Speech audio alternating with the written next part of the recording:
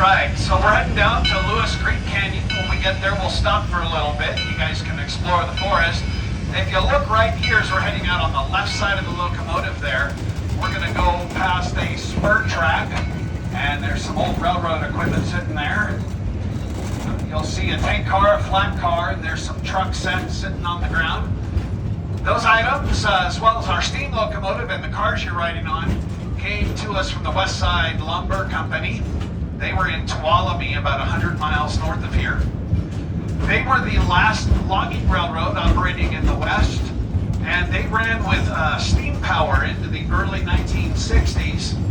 So when they shut down, we were able to buy this equipment from them and bring it up here. And then we started to rebuild the railroad you are riding on right now, which was in use originally by the Madera Sugar Pine from 1908 until 1924. Madera Sugar Pine tore everything up when they shut down, and so we basically had to put everything back in order to begin operations in 1965. Up ahead, you see a telephone pole. As you go by that pole, if you turn your head, look out to your left across the canyon, I want you to find Mount Raymond. That's the mountain with the exposed granite on the peak. You kind of look through the trees there. Now the elevation there's 8,700 feet. And what I want you to imagine is looking out across this canyon and not seeing a single tree all the way to halfway up Mount Raymond. That's what happened during the logging era. They had a practice that they called clear cutting. In that situation, they cut down nearly every tree, and they did not replant anything during those days. So the trees here now have come back naturally since those days. The oldest trees here probably only about 90 to 100 years old, so this is a very young forest.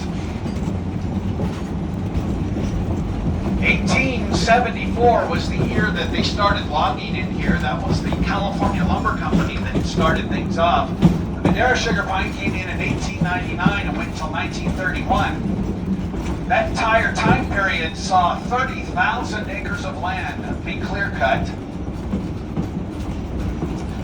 The town of Sugar Pine, which is just below us here in the canyon, that was the company town where the railroad based their operations. Their sawmill was located there. They also had, our locomotive is doing what's called a blowdown. Might want to get a quick picture. Please remain seated though.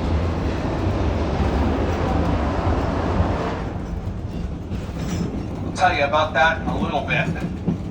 Anyway, the town of Sugar Pine, they had their sawmill there. Everybody lived there.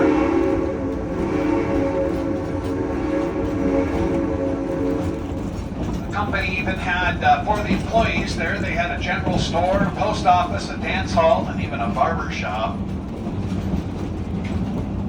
There were 5 trees that served as the source of lumber. One of those was the incense cedar tree. These are the kind of cinnamon brown colored trees, and the bark of that tree has deep grooves that run up the side of the tree. The tree has a naturally occurring, generally pleasing aroma, which helps make the wood of that tree insect resistant for years and years. So right here, we're coming into what we call Horseshoe Curve. It was cut out back in 1908, all done by hand by a crew of Chinese laborers. Picks and shovels were what they used, and they took all the dirt and they dumped it right inside the curve on the left side of the train. You can see it there to this day, underneath all that vegetation. One other tree that was harvested was the white fir, and you can see some in the curve here. The white fir, to identify most of the trees here, you got to look at the needles. So the white fir has a very short needle. It's only an inch or two long. So find the trees that are very short, the needles are very short, and then the way you remember what tree that is to remember the short word fir. These are white firs, though fir trees do come in many other varieties. They grow all over North America. They're commonly used as Christmas trees. They also harvested the ponderosa pine. When I think of something that is described as ponderous or ponderosa, generally to me that means large. And that's a good clue to remember this tree because these trees have large needles, anywhere from 8 to 15 inches long. So you can locate the trees that look like they have long needles and then remember the long word ponderosa pine. And of course there's sugar pines. These trees are known to make one of the largest pine cones in the world, growing up to 2 feet long at times. They hang from the ends of the branches in the uppermost parts of the tree.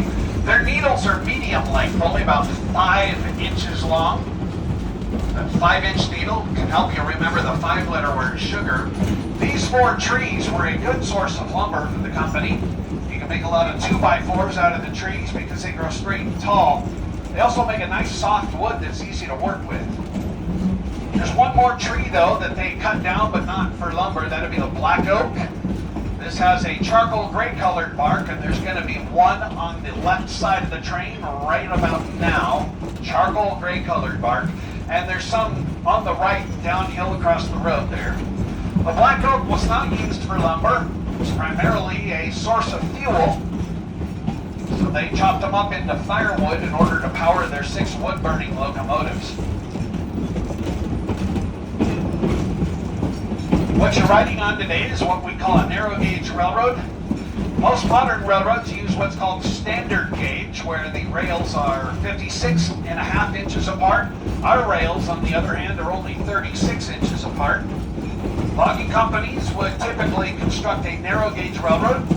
You didn't have to cut as big a path through the forest, and you could use rails that were easier to adapt in order to travel over rough ground like we have here.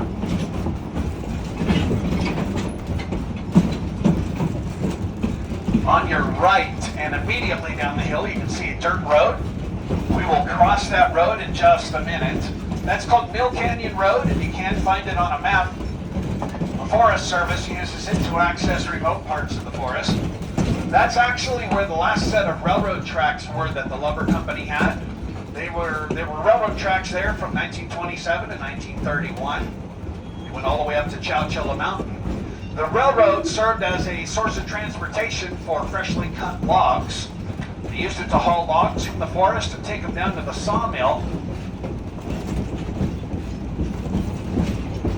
They did that clear cutting thing, and what you ran into with clear cutting is eventually you ran out of trees to harvest. And when that happened, you would simply pick up the railroad tracks and move them elsewhere. I forget to call you. That's how we ended up with several of these dirt roads winding around the hills. Most of them started as railroad. If you look up to the front of the train, you can see our locomotive as we head through a curve. It's called a shay. It was invented in about 1881 by a Michigan lumberman named Ephraim Shay. And everybody liked it, and so he had them built by the Lima Locomotive Works of Lima, Ohio. It's a gear-driven locomotive, kind of unique in the world of steam locomotives. You'll see 3 vertically mounted cylinders that go up and down and turn a crankshaft. That crankshaft turns a line shaft running along the side, and it uses a geared mechanism to turn the wheels. Its top speed is only about 15 miles an hour.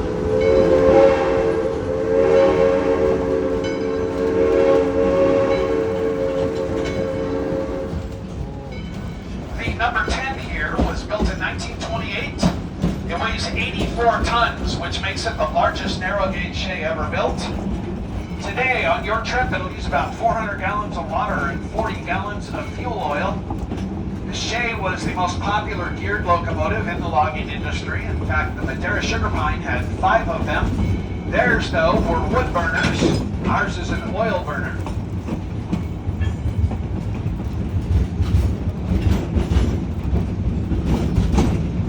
If you look at the ground on either side of the train, you can see a green plant, a thick green plant, and I think it has little white flowers right now. Looks like it. That's called bear clover. It grows all over the hills. The lumberjacks hated that stuff, and they had their own name for it.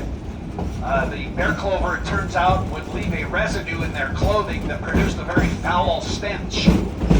and it was very difficult to wash that residue out. And the lumberjacks hated that stench, and so they called that stuff mountain misery. Apparently nobody had the courage to tell the lumberjacks that the foul stench coming from their clothes probably was not because of the bear clover, but there it is. The Native Americans would pick those leaves and mix them with hot water to make a tea. They would drink that tea as a medicine. It was said to work on aches and pains and even headaches and fevers. It actually worked quite well. The reason is that it had a chemical in it called acetyl-salicylic acid. That's in the leaves there. Now that's a good word to impress your friends with. Acetyl-salicylic acid, better known as aspirin.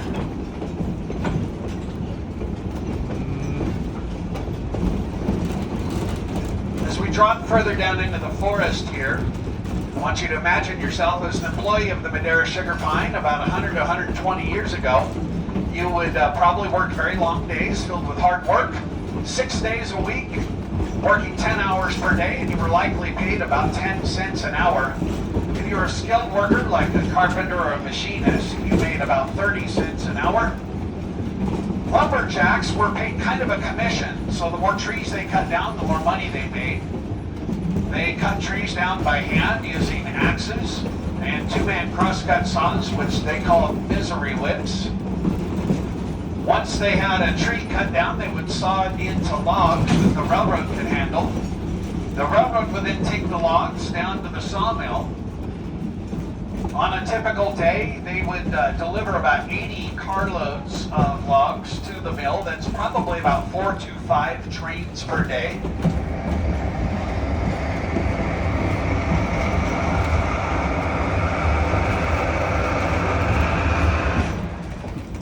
Forgot to tell you about that blowdown. He just did another one. He's using the pressure in the locomotive to blow out minerals and impurities that can build up in the boiler over time. He's basically blowing out the same stuff that builds up in your tea kettle at home.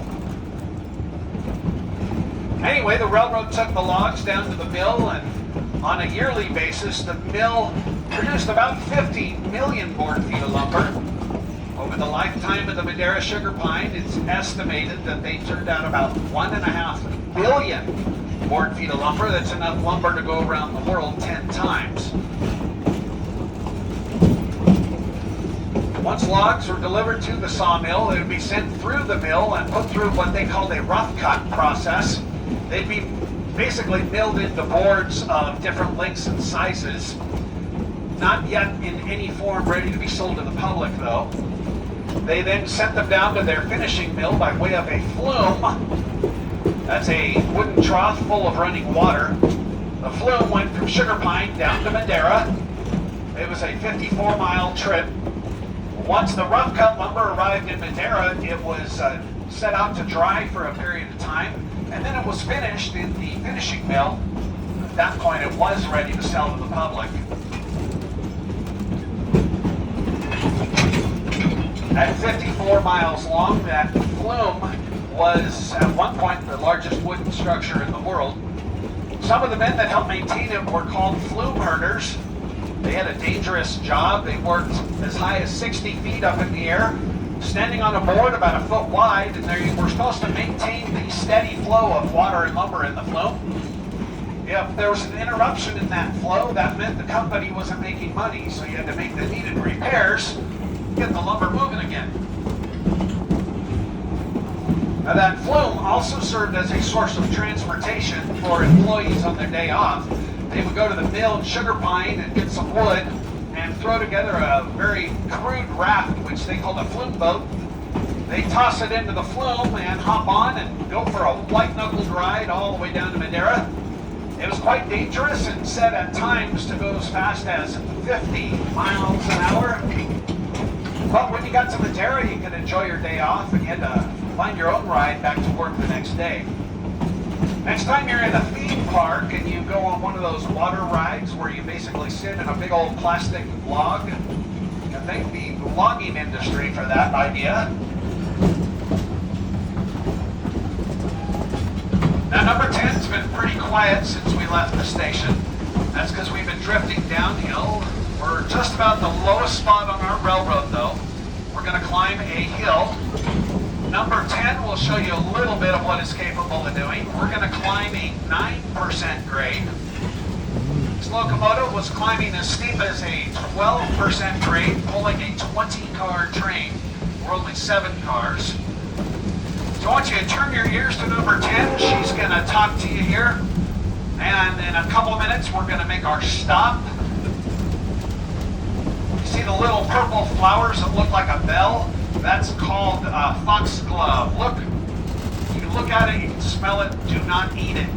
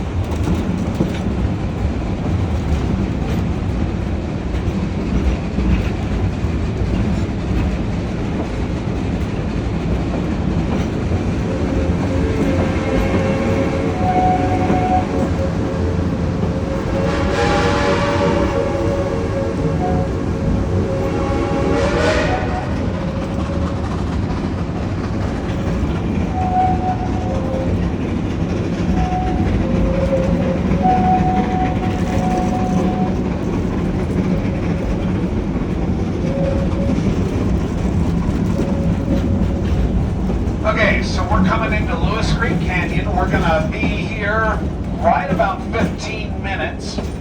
When we stop, you can get off of the train and explore the forest. Answer the call of nature if you need to, but please use the restrooms. You see any wildlife, leave it alone. There is a black kitty cat that has a white stripe running down his back. Please leave that one alone. I might make you walk home if you play with it. We call those a skunk. While we're here, there's no smoking. It's a good place to go get some pictures of the locomotive if you care to do that. Stay seated. I'll let you know when it is safe for you to stand up.